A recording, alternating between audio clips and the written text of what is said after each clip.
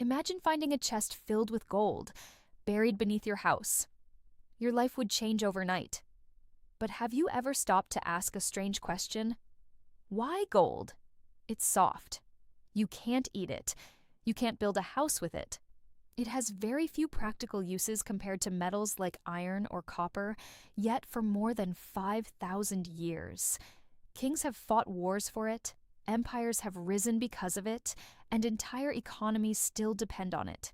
In a world of artificial intelligence, digital payments, and cryptocurrencies, why does this ancient yellow metal still rule? The story begins long before banks, stock markets, or even money itself. Thousands of years ago, people traded goods directly, grain for tools, animals for clothes. But barter had one big problem. What if the other person didn't want what you had? Civilization needed something everyone would accept. Many objects were tried: salt, shells, stones, even giant pieces of limestone. But none of them were perfect. Then, humans discovered something extraordinary. A metal that didn't rust, didn't decay, was easy to divide, impossible to fake easily, and incredibly rare. That metal was gold. Soon, gold became more than jewelry. It became trust. A gold coin held value whether you were in Egypt, Rome, India, or China. Languages changed, kingdoms collapsed, but gold remained valuable. And that's what made it different from almost everything else. Gold didn't need a government to give it value. People believed in it long before modern nations even existed. But here's where the story takes an unexpected turn. Today, almost every currency in the world is just paper or numbers on a screen. The 500 rupee note in your wallet isn't valuable because of the paper it's printed on. It's valuable because people trust that others will accept it tomorrow. Economists call this fiat money. It works because of confidence. Lose that confidence, and the system begins to shake. Gold plays by completely different rules. It doesn't depend on promises.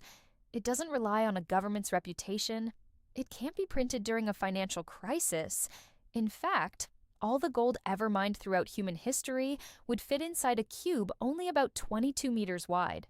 That's smaller than many apartment buildings. Its supply grows very slowly, making it one of the rarest and hardest assets to create. That's exactly why, whenever the world becomes uncertain, investors rush toward gold. During wars, financial crashes, or periods of high inflation, stock markets may fall and currencies may lose purchasing power. But again and again, gold becomes a safe place to store wealth. It isn't because gold suddenly becomes more useful. It's because uncertainty makes trust more valuable, and gold has spent thousands of years earning it. Then came Bitcoin. For the first time, people started asking a question that sounded impossible just a decade earlier. Could digital money replace gold? After all, Bitcoin is limited in supply, can't be printed by governments, and can be transferred across the world in minutes. Some even call it digital gold. It sounds convincing until you remember one crucial difference. Gold has survived thousands of years of wars, revolutions, economic collapses, and technological change. Bitcoin has existed for only a tiny fraction of that time. Gold has already passed history's toughest tests. Bitcoin is still taking its first exam. Here's something even more surprising. Even central banks, the very institutions that create national currencies, continue buying enormous amounts of gold. If anyone truly believed paper money alone was enough, it would be them.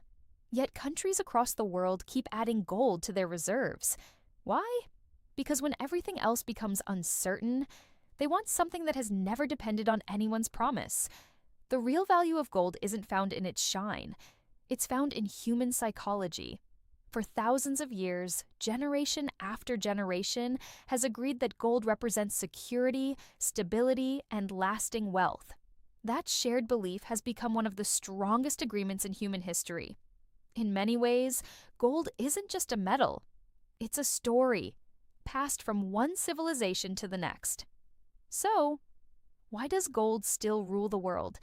Because technology changes, governments change, currencies change, empires rise and fall. But trust is much harder to replace. And for more than 5,000 years, nothing has earned humanity's trust quite like gold.